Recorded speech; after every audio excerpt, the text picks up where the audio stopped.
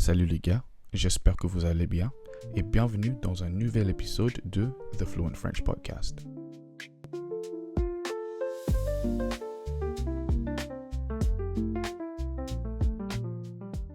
Ce podcast est là pour vous aider à améliorer vos compétences en compréhension orale ainsi qu'à augmenter votre vocabulaire tout en vous amusant. Vous êtes prêts? Let's get fluent. Avant de commencer cet épisode, j'ai des nouvelles pour vous. Vous pouvez désormais devenir membre de mon Patreon où j'offre des avantages tels que des mini-épisodes bonus, la transcription et la traduction complète de chaque épisode, ainsi qu'un accès anticipé aux nouveaux épisodes. Bon, sur cet épisode du podcast, on va parler des top 10 des expressions idiomatiques qui incluent les animaux. Une grande partie d'une langue est des expressions idiomatiques et c'est pour ça qu'il est important de les apprendre pour bien comprendre et parler la langue. On va commencer tout de suite avec la première expression idiomatique. Numéro 1.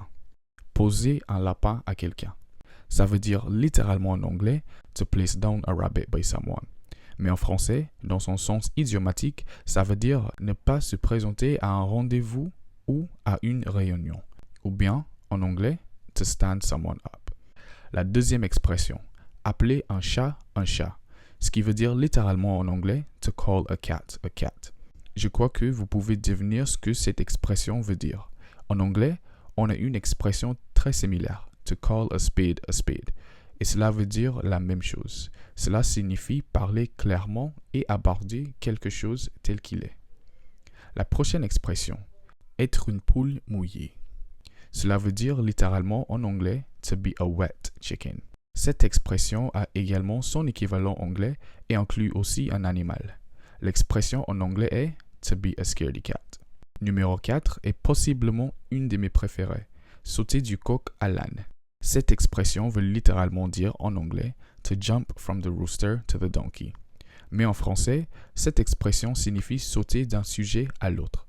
C'est une expression qui stimule l'imagination et c'est pour ça que je l'aime tant. Pour notre cinquième expression idiomatique, on accorde avec la dernière et « revenons à nos moutons ». Cela signifie littéralement en anglais « let's come back to our sheep » et en français, cette expression signifie revenir sur un sujet. Donc, si vous parlez à quelqu'un qui a changé le sujet de la conversation, vous pouvez dire « tu as sauté du coq à l'âne, revenons à nos moutons » pour dire « you changed the subject, let's get back on topic », all the while saying a sentence in English which literally means « you jumped from the rooster to the donkey, let's get back to our sheep ». Maybe the person that came up with these expressions was a farmer. La sixième expression est « les chiens ne font pas des chats », ce qui signifie littéralement en anglais « Dogs don't make cats ». Pour cette expression, il y a aussi un équivalent anglais « The apple doesn't fall far from the tree ». Donc, cette expression signifie que les enfants ont tendance à avoir les mêmes caractéristiques que leurs parents. L'expression suivante est « quand les poules auront des dents ». Cette expression en anglais signifie littéralement « when chickens have teeth » and is very similar to the English expression « when pigs fly ». Cette expression est utilisée quand on parle de quelque chose qui n'arrivera jamais.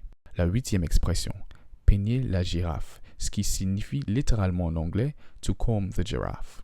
Cette expression est utilisée pour décrire le fait de faire quelque chose qui est inutile.